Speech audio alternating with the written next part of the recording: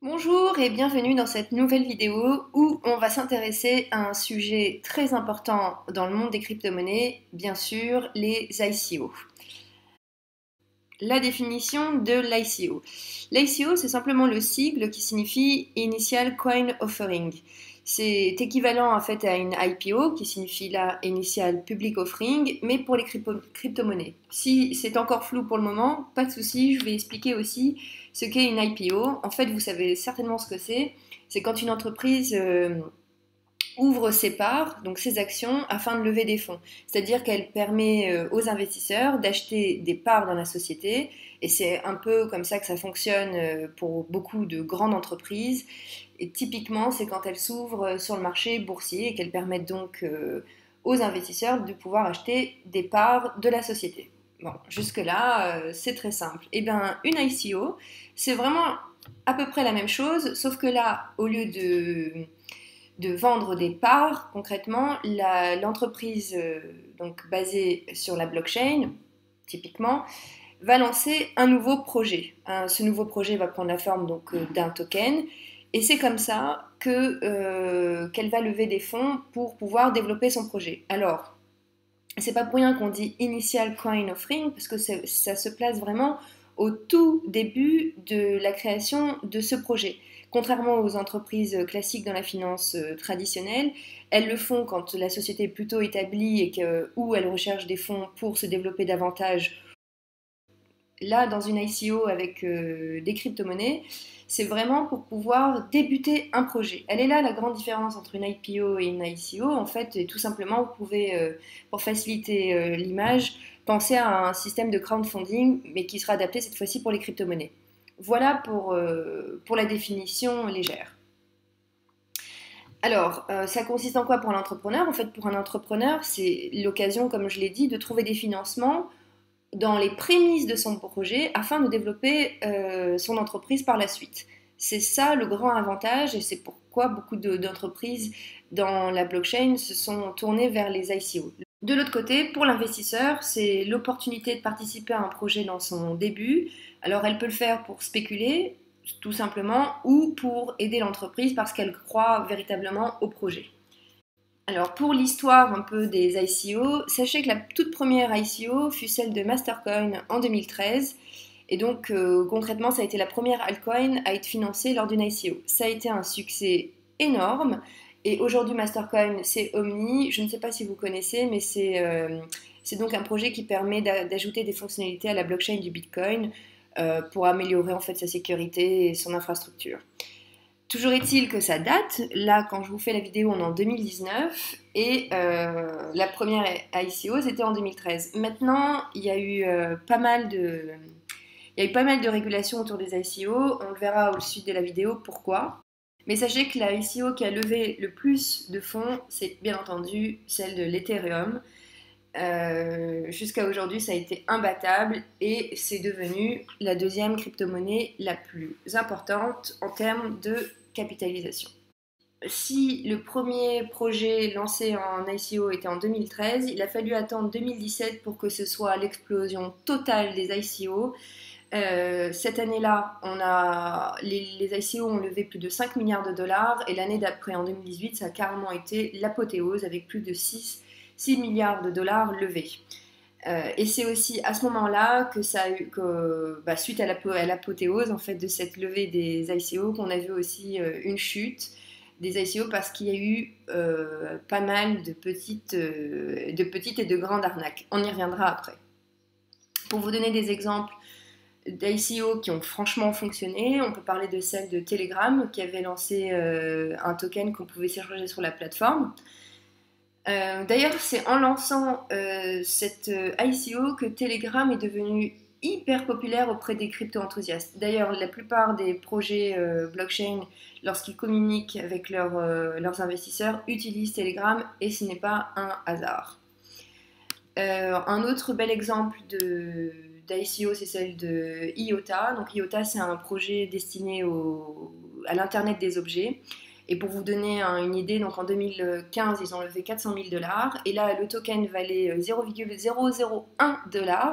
C'est souvent le cas hein, lors des lancements d'ICO. Et en 2019, il vaut 0,29 $. Vous pouvez faire le calcul pour savoir comment le token a pris de la valeur, et vous voyez bien que c'est phénoménal. Donc bien sûr, il y a eu beaucoup de bels exemples comme ça, je pourrais en faire une liste plus grande, mais en fait, j'ai écrit des articles sur ce sujet si ça vous intéresse sur le blog Zone Bitcoin. Sinon, il y a eu aussi pas mal de grands cas d'escroquerie. D'ailleurs, j'ai fait aussi un article sur ce sujet, c'est-à-dire que c'était des ICO complètement scam, des fakes. En fait, le projet était complètement bidon et les porteurs de projets sont partis avec tout l'argent levé. Et c'est aussi ça qui a causé beaucoup de tort aux ICO, mais dans le même sens, c'est ce qui a permis aussi une belle régulation et qu'aujourd'hui, ça a pris des formes plus évoluées et plus sécurisées surtout. Alors, là, vous vous demandez comment ça se passe concrètement, en fait. Pour résumer la chose, quand on participe à une ICO, en fait, ce qu'on fait en tant qu'investisseur, on achète simplement des tokens. Donc, on dépose de l'argent et on reçoit des tokens du projet. Et il y a plusieurs étapes dans une ICO. Et pour résumer, disons qu'il y a le lancement de l'ICO, donc qui a une durée limitée, ça dépend des projets. Certains projets durent même jusqu'à 1 an, mais la plupart c'est entre 1 et 2 mois. Et donc c'est le moment où l'investisseur achète donc des tokens en échange de Bitcoin ou d'Ethereum. Et ensuite, il y a une post-ICO, c'est-à-dire que s'ils ont levé les fonds qui étaient nécessaires pour le développement complet du projet, et que le projet en fait est stable et sérieux, et bien à ce moment-là, le token sera listé sur des plateformes d'échange, donc comme Binance par exemple. Il faut savoir que les critères sont vraiment de plus en plus difficiles pour être listés, et quand une token est listée sur une plateforme, c'est déjà gage d'un sérieux de la plateforme. Et donc, une fois qu'elles sont listées sur les plateformes, et bien là, on peut les échanger contre d'autres cryptos, on peut les trader tout simplement, faire des reventes et gagner les gains. C'est-à-dire que si on a acheté une token à ses débuts, elle valait peu, et puis sur les plateformes d'échange, eh bien, on peut voir, surtout avec la loi de l'offre et de la demande, si elle est beaucoup demandée, eh bien, naturellement, on peut faire des gains intéressants. Et c'est ça qui motive, dans la plupart des cas, les investisseurs et les gens qui participent dans une ICO. Alors, je vous ai dit qu'il y avait 2 étapes. En fait, il y en a très souvent une préalable qu'on appelle une pré-ICO. Eh bien, tout simplement, c'est quand une entreprise décide pour avoir plus d'impact, de faire une communication pour son ICO, et donc elle lance des tokens à des prix encore plus réduits pour permettre une ICO en beauté. Et l'inconvénient majeur, c'est que souvent, quand il y a des pré-ICO, en tout cas ça s'est vu pas mal de fois, en fait, les détenteurs de ces tokens vont dumper artificiellement le marché, et ce qui se passe, c'est que dès qu'il y a une ICO, dès que les tokens sont listés, eh bien, ils les revendent en masse pour gagner les gains, alors que la crypto n'avait pas nécessairement de valeur. Depuis tout à l'heure, je vous parle de tokens, et vous êtes certainement en train de vous demander pourquoi je ne dis pas crypto-monnaie. Alors, je fais juste cette petite aparté ici parce qu'elle est essentielle. Je sais que je la fais dans beaucoup de vidéos, mais parfois c'est vraiment nécessaire de le préciser. Alors, sachez qu'une crypto-monnaie, c'est donc une monnaie ou un token, si vous voulez, qui a été créé sur une blockchain propre. Par exemple, le Bitcoin qui a été créé sur la blockchain du Bitcoin, ou l'Ether qui a été créé sur la blockchain de l'Ethereum. Alors qu'un token, ça a été créé, par exemple, typiquement, la plupart des ICO, ce sont des tokens qui ont été créés sur la blockchain de l'Ethereum. Vous voyez, c'est-à-dire qu'un token n'a pas une blockchain à lui-même. Pour le résumer, nous pouvons imaginer ça comme ça. Et plus encore, en fait, un token, c'est pas nécessairement une monnaie. Alors qu'une crypto-monnaie, clairement, c'est juste une monnaie virtuelle numérique, mais un token, ça peut être une valeur monétaire, une part d'une société, ou un droit de vote, ou quoi que ce soit, ou la possibilité d'utiliser un service, mais c'est pas nécessairement une monnaie, il faut le savoir. Après, souvent, ça a de la valeur, et c'est pourquoi on peut en retirer des gains. Mais ce n'est pas toujours une valeur monétaire, il faut le savoir.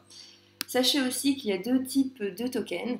Il y a ce qu'on appelle les utility tokens, donc c'était les tout premiers tokens qui étaient sortis, et il y a aussi les security tokens. En fait, les security tokens sont apparus après les utility tokens, tout simplement à cause des fameux scams et arnaques qu'il y a eu dans le monde des ICO, il fallait bien trouver un moyen de sécuriser les investisseurs, donc on a créé un security token.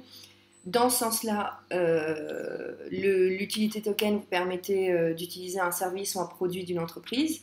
Voilà, c'était le token de base de l'ICO. Et avec un security token, là, il y a une vraie juridiction autour de la vente et l'émission de ce token. La société est beaucoup plus structurée légalement. J'ai décidé de faire une autre vidéo pour expliquer c'est quoi un security token parce que vraiment c'est tout un monde en soi et surtout qu'il y a des STO maintenant qui sont vraiment intéressantes. Là, est-ce que vous vous demandez s'il y a des avantages ou des inconvénients à participer à une ICO? Eh bien, j'ai résumé ça en un pour et un contre. J'ai pris les plus gros arguments. Disons que le plus grand avantage à participer à une ICO, c'est simplement la possibilité de participer et d'acheter des tokens à leur prix le plus bas avant une éventuelle augmentation. C'est idéal donc pour ceux qui aiment spéculer et gagner de l'argent tout simplement avec la revente de leur token, une fois que le token a pris de la valeur. Et pour vous donner un ordre d'idée, ceux qui avaient investi dans l'ICO de l'Ether, ça coûtait 30 centimes, et en 2019, ça vaut un peu plus de 200 $. L'inconvénient à participer à une ICO, en revanche, c'est que ça peut être de la pure spéculation et c'est vraiment pas évident de trouver les bons projets. Déjà, on a beaucoup trop même. Ça peut prendre du temps de décrypter les bons projets, ceux qui vont rapporter. C'est pas évident de lire les white papers. Ça peut être parfois trop technique, parfois c'est volontairement compliqué. Pour donner l'impression que c'est un projet lourd. Enfin, c'est vraiment pas évident. Et donc, du coup, qu'est-ce qui peut se passer? On peut tout simplement perdre son investissement. Voilà. Le plus grand inconvénient à participer à une ICO, c'est parce que tout simplement, il n'y a pas de critères fixes et stables qui vont vous assurer que vous faites un investissement sûr et certain. Donc, on ne peut pas prédire la vie. Rationnellement, il n'y a aucun critère qui peut vous assurer que vous faites un bon investissement. Mais cela dit, il y a des éléments qui peuvent vous donner des indices. C'est vraiment essentiel de considérer les plusieurs facteurs lors d'une ICO avant de faire votre investissement. Déjà, il faut regarder l'équipe. Moi, par exemple, personnellement, c'est la chose que je regarde en tout premier parce que c'est très facile de voir si c'est fake ou pas. Je veux dire, même les plus grands escrocs qui s'étaient appliqués en fait, par exemple, à créer des comptes Instagram ou Facebook ou quoi, on voit très bien que c'est faux parce que c'est souvent récent, la personne n'a pas d'autres connexions. Enfin, on voit très vite que c'est faux ou pas. Il n'y a pas de nom sur Twitter. Enfin, il n'y a pas d'autre façon de retrouver les noms. Les photos, il n'y en a qu'une seule ou quoi. Enfin, c'est vraiment très facile de voir que c'est une fausse équipe. D'ailleurs, j'ai fait d'autres vidéos à mes tout débuts sur YouTube, sur cette chaîne, où je montrais c'était quoi des scams, pardon. Et là, vous voyez, c'était obvious pour certains. La deuxième chose qu'il faut regarder, bien sûr, c'est le projet en soi. Il y a des projets complètement bidons qui n'ont aucune utilité. Et à l'inverse, il y a des projets qui sont trop magnifiques ou qui sont dans des secteurs où on sent que c'est irréalisable en quelque sorte. Et ça aussi, il faut faire très attention à ces projets-là faramineux, de la même manière qu'il faut faire attention aux projets à-dessous dans le sens où il n'y a rien de concret, il n'y a rien de révolutionnaire, il n'y a rien d'important qui va être développé avec cette ICO. La troisième chose qui est importante à regarder, c'est l'avis des experts. Ça, je vais vous montrer par la suite comment trouver ces experts, entre guillemets, parce que c'est pas évident d'être expert en blockchain ou en ICO. Mais disons qu'il y a des investisseurs qui ont une petite expertise grâce à leur expérience et qui peuvent vous donner des bonnes indications. Et enfin, c'est important aussi de regarder la roadmap. Quand on lance une ICO, en fait, on donne des objectifs avec des temps, c'est-à-dire ce que la société prévoit de faire avec tel ou tel montant. Et c'est important, il y a des projets tellement bidons où on voit la roadmap qui n'est pas pertinente et pas logique du tout. Par exemple, un développement d'un projet qui serait trop court et avec une communication trop longue. Enfin, il y a des éléments comme ça qui ne sont pas du tout logiques ou qui indiquent déjà qu'on a affaire à une SEO de mauvaise qualité. Avant de faire votre choix, allez sur des sites qui détaillent le projet. Là, je vais vous montrer celui que moi j'utilise, c'est la référence en la matière. Ça s'appelle ICO Bench. Et donc là, on peut voir sur le site, par exemple, ICO Bench, c'est vraiment donc le numéro 1 qu'on peut voir. Et déjà, vous pouvez chercher toutes les ICO selon le domaine de votre choix. Alors, bon, ça dépend. Moi, je connais des personnes qui cherchent comme ça parce qu'elles aiment investir dans les secteurs de l'énergie, par exemple. Bon, c'est à vous de choisir comment vous voulez faire. Et pourquoi c'est un super site?